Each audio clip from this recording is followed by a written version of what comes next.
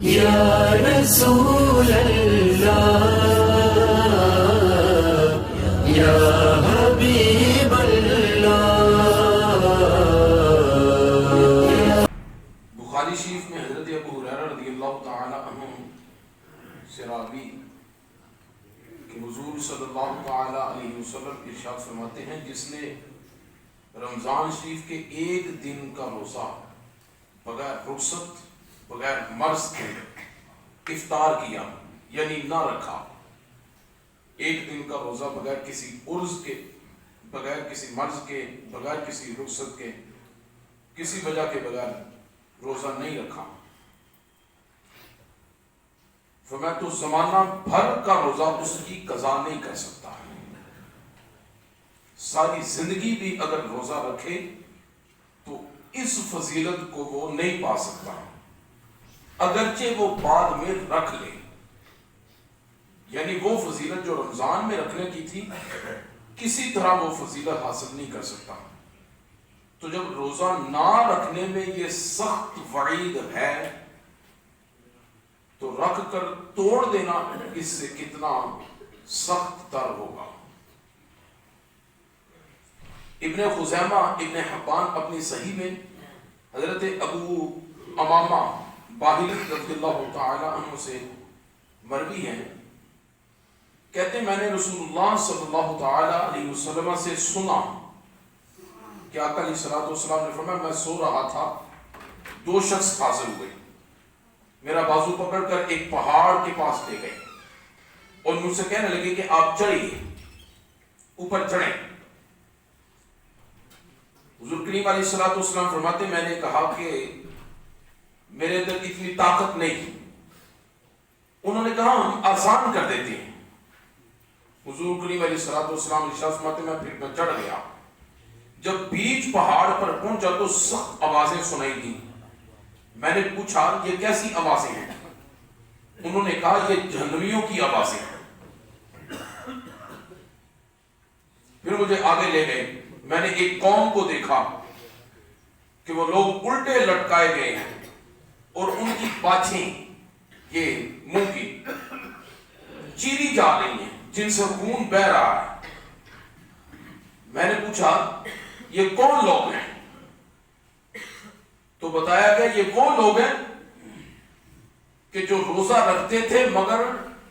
وقت سے پہلے افطار کر لیتے تھے۔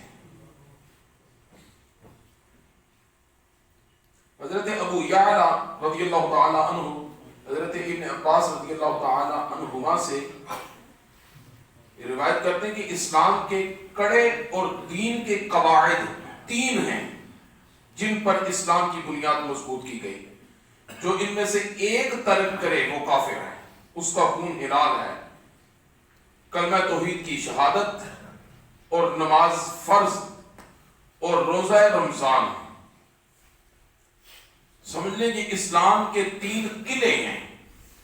جن میں سے کسی ایک کا ترک بھی انسان کو دائرہ اسلام سے خارج کر دے گا۔ محدثین نے لکھا ہے کہ روزہ جس قدر اس کی فضیلت بیان کی جاتی ہے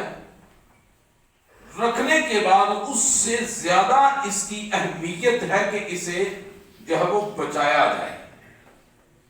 روزے کی حالت میں کوئی بھی معاملہ ایسا نہ کریں کہ جس کے ساتھ روزہ فاسد ہو جاتا ہے، غیبت، جھوٹ، چغلی، ان چیزوں کے ساتھ اگرچہ روزہ ٹوٹتا نہیں ہے، ان چیزوں کے ساتھ اگرچہ روزہ ٹوٹتا نہیں ہے مگر ان چیزوں کی وجہ سے روزے کی نورانیت لگی جاتی ہے،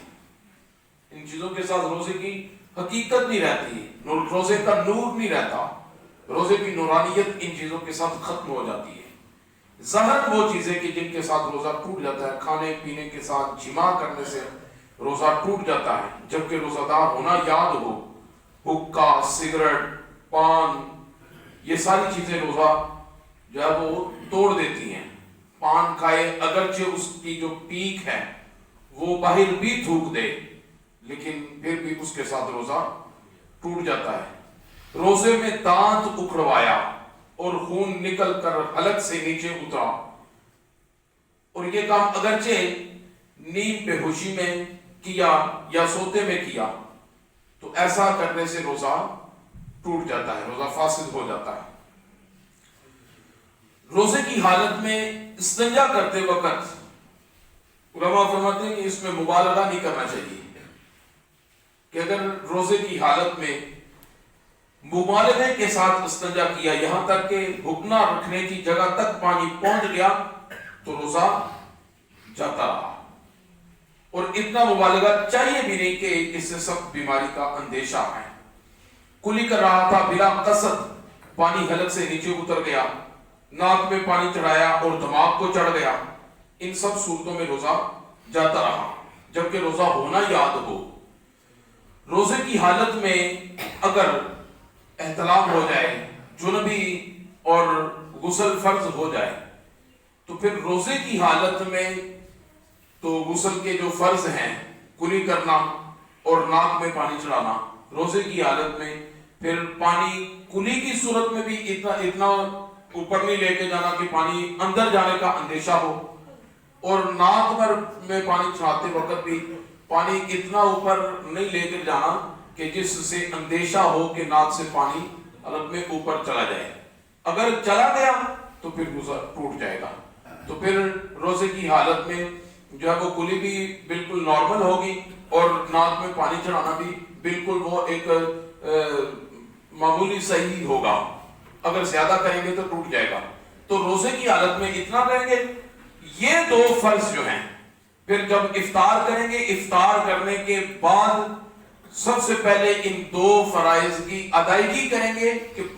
کلی کریں اور پانی جو ہے وہ حلق تک لے کر جائیں اور ناک میں پانی چڑھائیں کہ نرم ہڈی تک پانی چلا جائے، پھر مغرب کی نماز ادا کریں گے۔ اور جو اس سے پہلے نمازیں آئیں گی الظہر یا عصر تو وہ اس حالت میں روزے کی وجہ سے ان میں معافی ہے۔ روزے کی حالت میں اگر عورتوں کے ایام مخصوصہ جو ہیں اگر وہ شروع ہو جاتے ہیں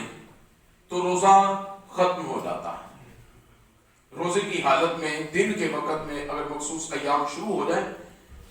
حیض اگر آ جائے تو اس صورت میں روزہ ختم ہو جاتا ہے، لیکن علماء فرماتے ہیں کہ روزے کی حالت میں ہی رہنے سے اگر ایسا معاملہ ہو تو پھر بہتر یہ ہے کہ روزہ تو ختم ہو گیا لیکن اپنے آپ کو روزے کی حالت میں ہی شمار کر کے شام تک کا وقت گزاریں، تاکہ اس سے اپنا ایام مخصوصات کا ہونا بھی ایک مخفی عمل رہے اور دوسرا روزے کا احترام اپنی جگہ پر برقرار رہے کہ اس کے ساتھ روزے کا جب وہ احترام ظاہر نہ ہو کہ ایسا نہ ہو کہ روزہ ٹوٹ گیا تو اعلانیہ طور پر کھانا پینا شروع کر دیں۔ تو اسی طرح ان صورتوں میں سے کوئی ایسی صورت بالفرض بندے کے ساتھ پائی بھی جائے کہ جس سے روزہ ٹوٹ جاتا ہے،